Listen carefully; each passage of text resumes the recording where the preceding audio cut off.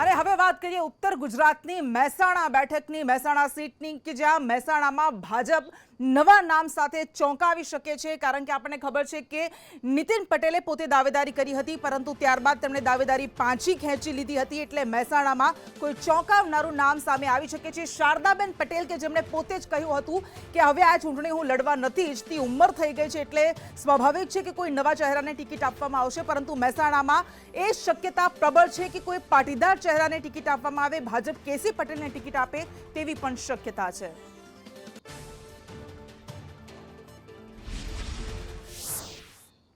અને મહેસાણામાંથી કોને ટિકિટ મળશે? પાયલ યાદવ આપણી સાથે જોડાઈ ગયા છે। પાયલ, ભાજપ અને કોંગ્રેસ શું કહે છે? કયા ઉમેદવારના નામ જાહેર થઈ શકે છે?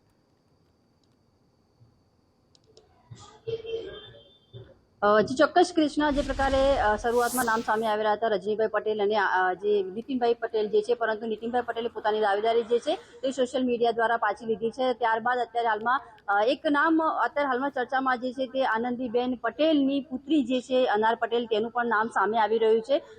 રજનીભાઈ પટેલનું નામ જે સામે આવી રહ્યું છે, ત્યારબાદ હજુ પણ કોઈ નામોની ચર્ચા જે છે નથી થઈ શકી। ભાજપ જે છે તે ચોંકાવી શકે છે, એમના પોતાના જે ઉમેદવાર જે છે તે કયા જાહેર કરશે તે હજુ લોકોની વચ્ચે હજુ પણ ખાસ કોઈ ચર્ચાઓ નથી, પરંતુ અનાર પટેલ અને રજનીભાઈ પટેલનું નામ જે છે તે અત્યારે હાલમાં આવી રહ્યું છે। કોંગ્રેસની વાત કરીએ તો કોંગ્રેસમાં એવો કોઈ દિગ્ગજ નેતા રહ્યો નથી કે જે મહેસાણાથી લડી શકે અને મહેસાણા સીટ જે છે ભાજપની વર્ષોથી છે તેની ટક્કર આપી શકે। તેના માટે અત્યારે હાલ પણ જે ચર્ચામાં નામ આવી રહ્યા છે, ભાજપની તો સેન્સ પ્રક્રિયા પૂર્ણ થઈ ગઈ છે, કોંગ્રેસે હજુ પણ સેન્સ પ્રક્રિયા જે છે તે હાથ નથી ધરી, પરંતુ એક મેઘા પટેલ જે છે, ડોક્ટર મેઘા પટેલ પૂર્વ શહેર પ્રમુખ, તેમનું નામ સામે આવી રહ્યું છે। જો પટેલમાંથી ટિકિટ આપે તો, અને પૂર્વ પ્રમુખ રણજીતસિંહ ઠાકોર જે છે તેમને કદાચ પાર્ટી કે ઉમેદવાર બનાવી શકે છે, કાં તો પછી બહારથી જેને ઉમેદવાર લાવવા પડે તેવી પરિસ્થિતિ કોંગ્રેસની જોવા મળી રહી છે।